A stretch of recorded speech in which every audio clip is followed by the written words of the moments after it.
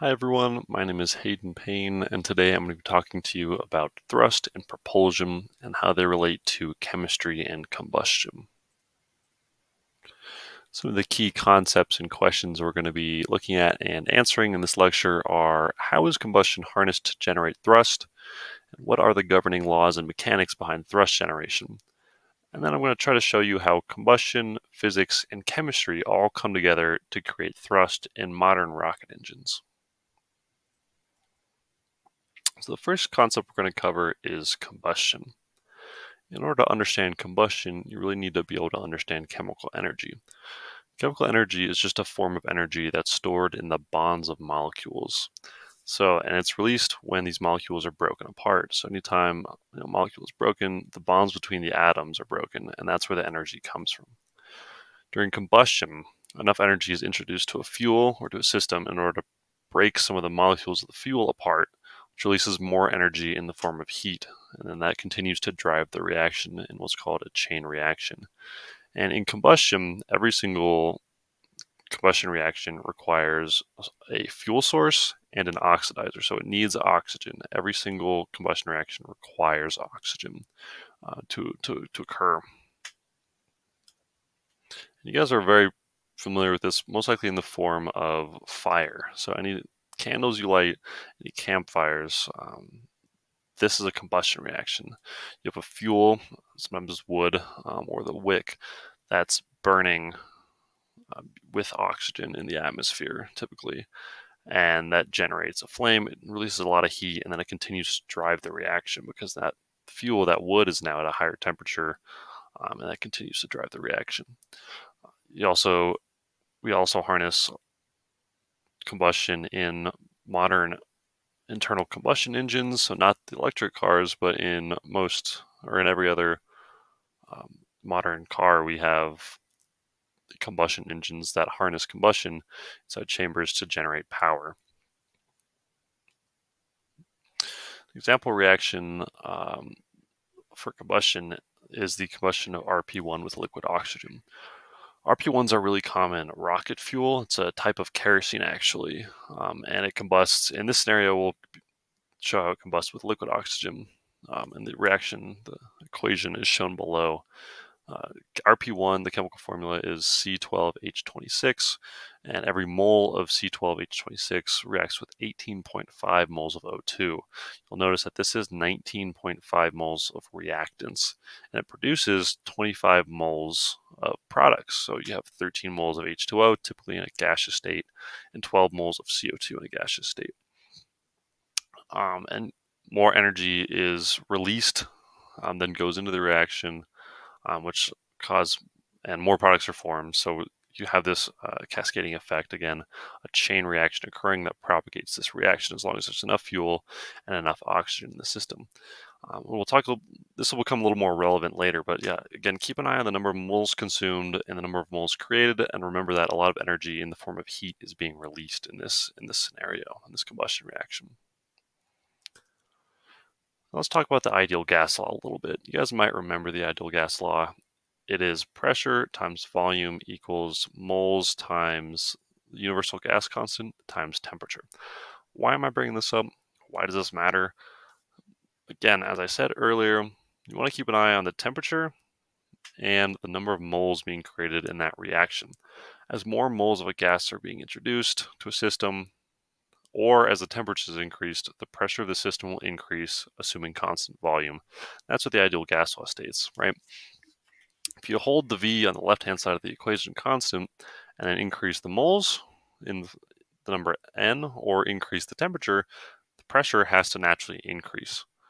So let's think about this physically. If we have, let's just say we have like a spherical pressure vessel or just a spherical container, and we have a gas in that container. If we were to suddenly increase the temperature of the gas in that container, according to the ideal gas law, the pressure will also increase.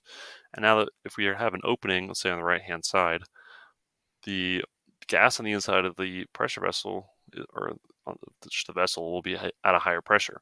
They'll attempt to equilibrate with the atmosphere, and the pressure of the gas inside the vessel is going to leave out the exit into the lower pressure atmosphere. Similarly, if we were to increase the number of moles of gas inside the vessel, you're also going to increase the pressure again, and then the gas is going to try to escape out of the opening into the lower pressure atmosphere. So how does this relate at all to rockets, and how does it relate to thrust and propulsion? Well, that's where Newton's third law comes into play. Newton's third law states that for every action in nature, there's an equal and opposite reaction. Now, intuitively, this may not make a whole lot of sense, but basically what it's saying is that when a person pushes on something like a box, the box pushes back with equal amount of force.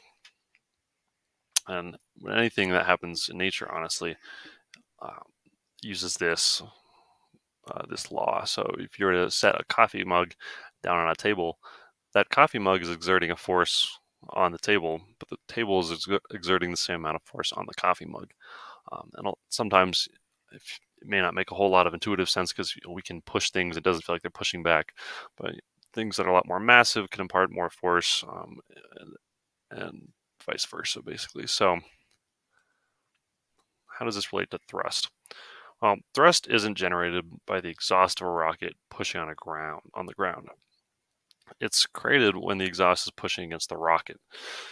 So when you have really high velocity exhaust pushing against a rocket, that rocket is pushing back, but the exhaust is pushing the rocket up into the atmosphere. And the harder and faster the exhaust pushes, the more thrust is generated. Let's take a look at the equation for thrust. And you can kind of ignore the second half of the equation for now. The important part, and the part that we're going to focus on in this scenario, is the term in the middle here, which is the mass flow rate of exhaust times the velocity of the exhaust. If we increase either of these, increase the velocity, we're going to generate more thrust and more force. And if we increase the mass flow rate, we're increasing the thrust also. So if you were to have a larger rocket engine that burns more fuel and creates more exhaust in the form of more massive exhaust, going to generate more thrust. Generally, if it's the same type of engine, or if you can find a way to increase the exhaust velocity, you can also generate more thrust. And we'll talk about that in a little bit more depth in a few slides here. But this is where rocket engine design comes into play. So how do modern rockets harness these concepts? Well, liquid propellant rocket engines, which is one form of rocket engine, there's also solid propellant rocket engines that use the same concepts. But the ones we're going to focus on today are liquid propellant rocket engines. That's some of the more common engines that we've seen, such as the ones used at SpaceX, and some of the reusable rocket engines, or all the reusable rocket engines are liquid propellant rocket engines. And these engines combine fuel and a liquid oxidizer in a combustion chamber. So again, in that RP1 reaction we talked about earlier, we had the liquid fuel, RP1, and then we had the liquid oxidizer that was in the form of O2. So also one of the more common forms of oxidizer. And then the fuel is ignited within this engine, and it travels through typically what's called a converging diverging nozzle. And that nozzle is used to maximize exhaust speed. And remember the thrust equation, that just generates more thrust and creates more force. And the type of combustion that's occurring inside of the combustion chamber is what's called non-premixed combustion. It's a non-premixed flame. That basically means that the fuel and the oxidizer are mixing as they're combusting.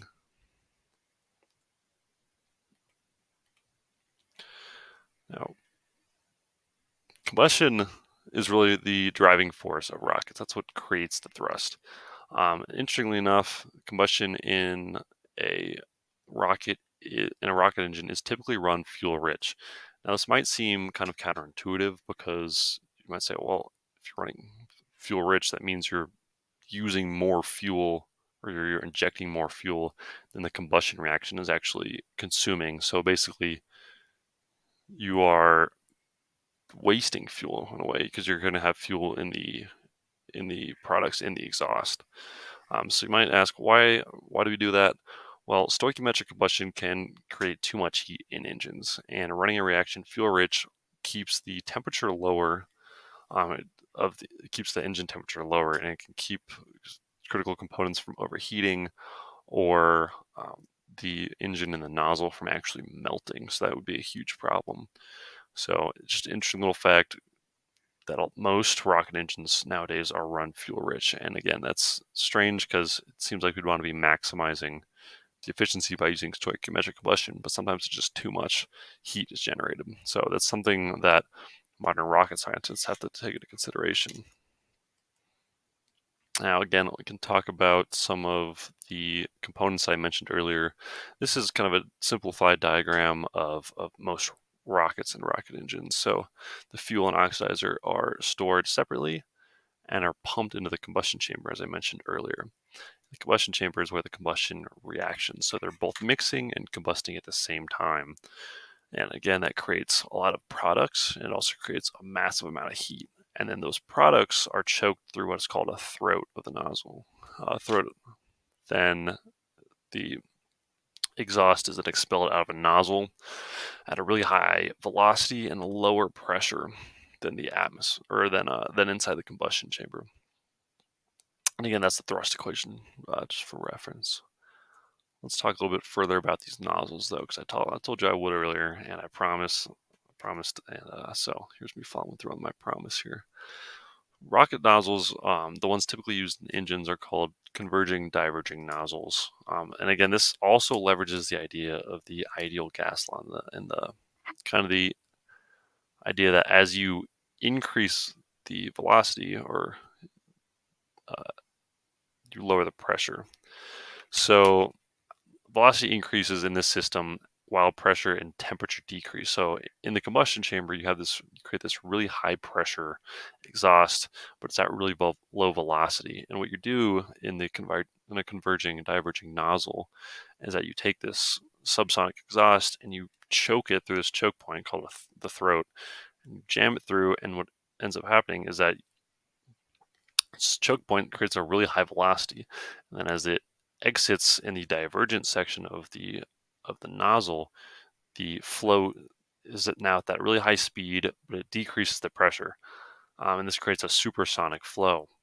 And this may seem a little bit this may not make a whole lot of sense and be super intuitive, but it's the same kind of concept that occurs inside or in streams and rivers. Basically, you can have a wider stream, and it could be a really slow stream, but then there might be kind of bottleneck sections, thinner sections of the stream where you'll notice the water flows a lot faster. Maybe there are a bunch of rocks across it, and the water right there is flowing at really high velocity. Well, it's the same thing that happens inside the converging diverging nozzle. We're increasing the speed of the stream by decreasing the volume, and also decreasing the pressure in the stream and the pressure in the rocket engine exhaust. Some of the engines I think are important to cover because we've come a long way in engines, but at the same time, these are the same concepts that we use now and we used 50 years ago. So the Merlin 1A is an engine that's produced by SpaceX. These 9 combined generate 1.7 million pounds of thrust at sea level on one of the SpaceX Falcon 9 rockets. And these, I think, are really cool. But if we even look back to the 50s and 60s, the Rocketdyne F1 was the engine that was used on the Saturn V rocket.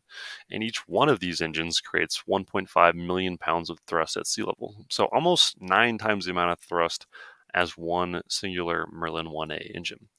I just think it's a really cool piece of history. But you might also ask, well, why don't we just keep using the older engines? Like if the F1 creates 1.5 million pounds of thrust, whereas the Merlin 1A creates between 9 engines 1.7 million pounds of thrust, why wouldn't you just use the F1? Well, there are a few reasons, but the newer engines are more efficient. I know I said earlier that they're run fuel rich, but that doesn't mean they're not more efficient. And they're also a lot cheaper to produce, and they run on cleaner fuels. F1 did not run on RP1.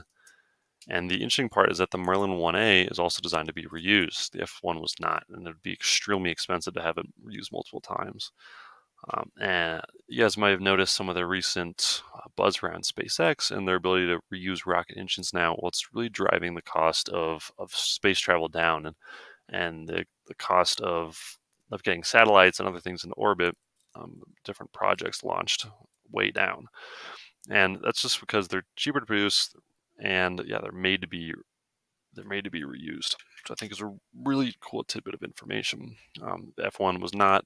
F1 was huge. It was expensive, but it was ultimately very successful. So you might ask, why does any of this matter? What's the point of it? I mean, maybe you're thinking you may not ever be on a rocket one day. Well, there are a lot of reasons, but I think John F. Kennedy summed it up pretty well in 1962. He said, "We choose to go to the moon in this decade and do the other things, not because they are easy, but because they are hard." I think the next natural step in human growth is space travel, and the progression of engines and the knowledge and fundamental math, chemistry, and physics behind them are integral into understanding how to better explore the universe, better create better engines, and maximize the fuels and the resources that we're given here on Earth. This is something I think is a really cool video, and it's something that is a really big driving force for me in my desire to improve the U.S. or improve the exploration of space and contribute to the aerospace industry. We have been given the scientific knowledge, the technical ability, and the materials to pursue the exploration of the universe. To ignore these great resources would be a corruption of a God-given ability. 10, 9, ignition sequence start. 6, 5, 4, 3, 2, 1, 0. All engine running.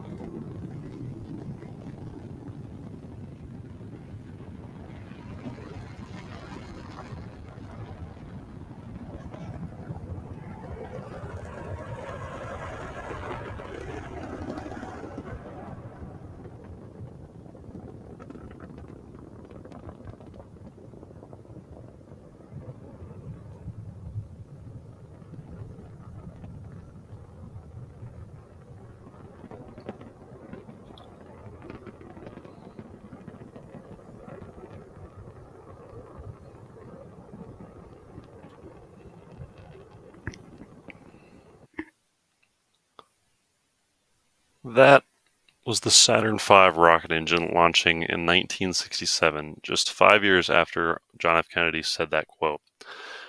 That's the fruit of our labors. That's the reason, or that's the fruit of combining all of these concepts and being able to leverage the math and physics behind combustion, propulsion, and thrust. I think it's one of the driving factors in my career, and I think it's a really interesting bit of information, a bit of history to kind of contribute to why it matters.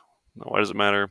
At the time, we beat the Soviet Union to the moon, but now it's a quest for scientific knowledge, understanding, and reaching the stars.